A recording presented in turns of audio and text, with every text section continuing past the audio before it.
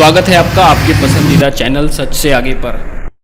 Corona virus महिलाओं की तुलना में पुरुषों को ज्यादा बड़ी संख्या में अपना शिकार बना रहा है। दुनिया के कई देशों के बाद अब भारत में भी कुछ ऐसा ही देखने को मिल रहा है। स्वास्थ्य मंत्रालय के आंकड़ों के अनुसार भारत में कोविड-19 की चपेट में आकर जान गंवाने वालों में 69% पुरुष हैं, यानी महिलाओं के मुकाबले कहीं अधिक। 22 अगस्त तक देश में कोरोना संक्रमण के कारण 38,973 पुरुषों की मौत हुई और 17,315 महिलाओं की। जाहिर है कोरोना वायरस की चपेट में आकर जान गंवाने वाले पुरुषों की संख्या महिलाओं की तुलना में कहीं ज्यादा है। हालांकि भारत ऐसा पहला देश नहीं है जहां ये देखने को मिला है। इटली, चीन और अमेरिका में भी पुरुष अधिक संख्या में कोरोना वायरस से संक्रमित हुए हैं और उनकी मौतों की संख्या भी महिलाओं से अधिक रही है। वजह क्या है? इसके पीछे आखिर क्या वजह हो सकती है?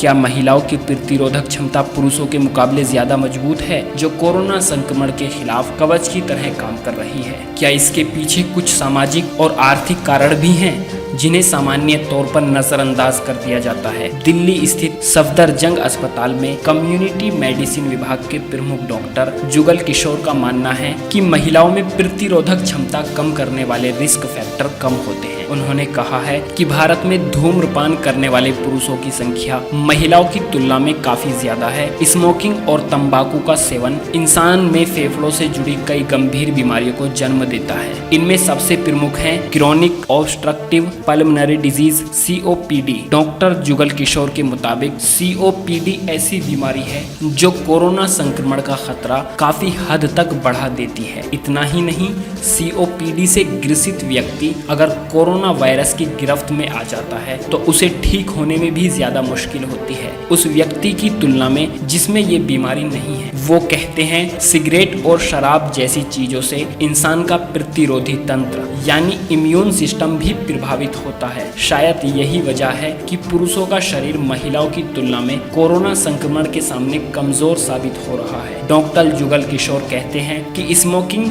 शराब और तंबाकू की वजह से न सिर्फ फेफड़ों से जुड़ी बीमारियां होती हैं, बल्कि इनसे दिल और लीवर की बीमारियों के साथ साथ कई तरह के कैंसर का खतरा भी बढ़ जाता है। उन्होंने कहा है कि अगर किसी को कैंसर जैसी गंभीर बीमारियां हैं तो स्पष्ट है कि उस पर कोविड-19 का असर कहीं ज्यादा खतरनाक होगा। भारतीय स्वास्थ्य मंत्रालय अपनी वेबसाइट पर दी गई जानकारियों और अपने बयानों में भी यही बात बार बार दोहरा रहा है।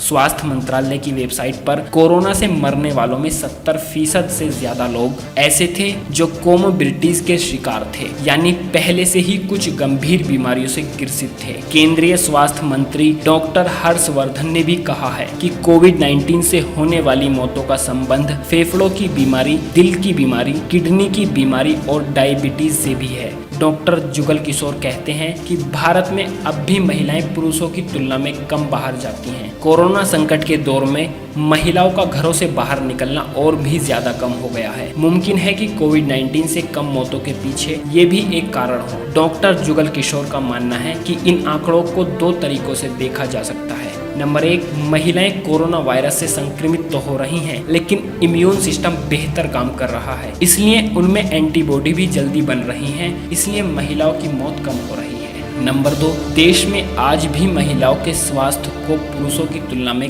कम गंभीरता से लिया जाता है, इसलिए मुमकिन है कि महिलाएं कोरोना टेस्टिंग के लिए उतनी बड़ी संख्या में नहीं जा रही हैं जितनी बड़ी संख्या में पुरुष जा रहे हैं। ऐसा भी हो सकता है कि हल्के लक्षण दिखने पर महिलाएं होम आइसोलेशन के जरिए घर में ही ठीक हो रही हों, जबकि पुरुष अस्पतालों का रुख कर रहे हैं। शायद इसी कारण से कोविड-19 से पीड़ित महिलाओं और उनकी मौतों का आंकड़ा पूरी तरह सामने न आ पा रहा हो। यह स्पष्ट है कि महिलाओं का इम्यून सिस्टम कोरोना वायरस से बेहतर तरीके से लड़ रहा है, लेकिन क्या भारत में वाकई कोविड-19 से कम महिलाएं संक्रमित हो रही हैं या इससे कम महिलाओं की मौत हो रही है? इस बारे में कोई ठोस निष्कर्ष निकालना अभी जल्दबाजी होगी। वीडियो पर बने रहने के लिए धन्यवाद।